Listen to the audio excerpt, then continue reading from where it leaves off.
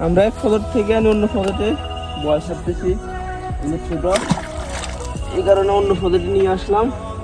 এগুলা আরো বড় হবে, তাই এখানে ছেড়ে দিতেছি এই বলগুলা।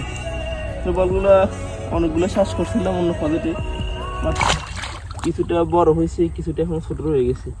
এই কারণে এগুলো আর রাখা যাইতেছে না, তাই আমরা ছেড়ে দিতেছি।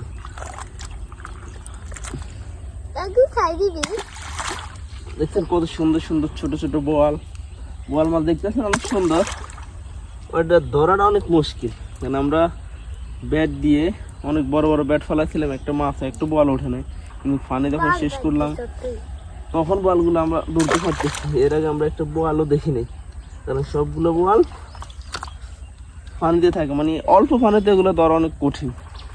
দেখ এগুলো ছেড়ে দিলাম, বড় হবে 1 মাস পর, আবার এগুলো দেখবো কত বড় হয়।